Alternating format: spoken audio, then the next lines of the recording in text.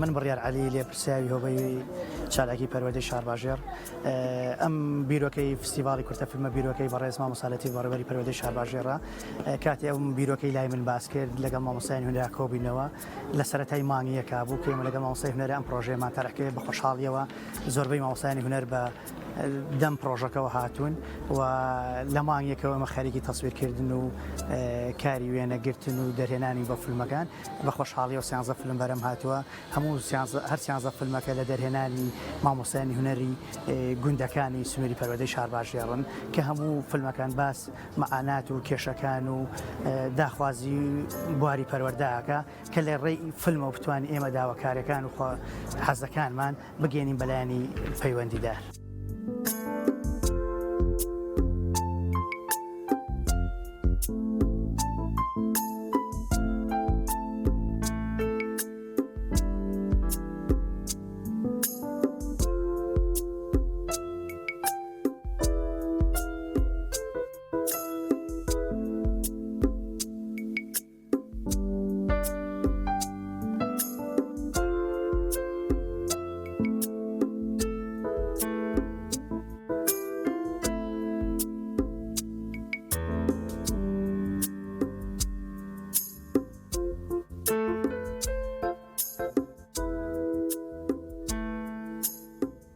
من ڕێوی ساماڵ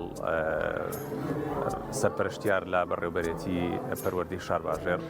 من لەم فیستیڤاڵەدا بەشدارم بە فیلمێک بە ناوی شارباژێر هەڵبەت کۆنترین سەرچاوەکە لەبەردەسابێت لە بابانەکانەوە هەتاگاتە حکوومەتی هەرێمی کوردستان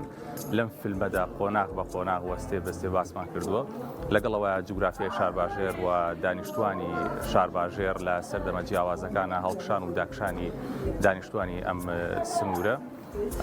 بەوردی لە ماوەی سیانزە خولەکدا باسمان کردووە شایانی باسە نزیک بە ساڵێکە ئێمە سەرقاڵین بە بەرهەمێنانی ئەم فیلمانەوە بۆ ئامادەکردن لە ئەم فیستیڤاڵەدا کە فیستیڤاڵێکی پەروەردەیە و لە چوارچێوەی پەروەردەیە نمایش کراوە لە بەڕێوەبەرەتی پەروەردەی شارباژێر و سیانزە فیلم تیایدا بەشدارە فیلمەکەی من یەکێکە لەو فیلمانی کە لەم فیستیڤاڵەدا فیلمێکی بەڵگەیی و بەشدار بووە دوو فیلمیان لەلایەن سەرپەرشتیارانی هونەرەوە لە هۆبەی چالاکی ئامادەکراوە و نزیک بە 11 فیلمیشیان لەلایەن مامۆستایانی ئەم سنوورەوە بەرهەمهێنراوە.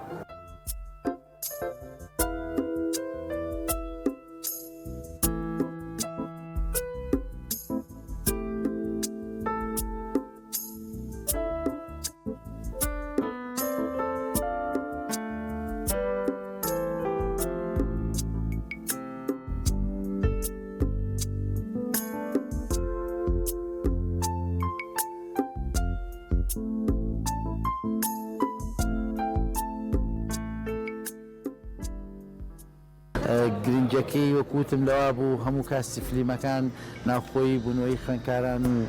مامۆستایانی شارباژێر بوون دیارە لە ڕووی ژینگەی لە ڕووی پەروەردەی فیلمەکان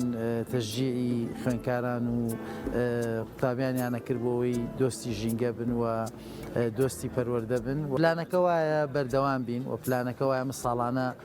دووبارە بێتەوە هیوادارین بتوانین ینی لە وەزارەتی پەروەردەوە هاوکاریێکی تایبەتی پەروەردە بکرێبەوەی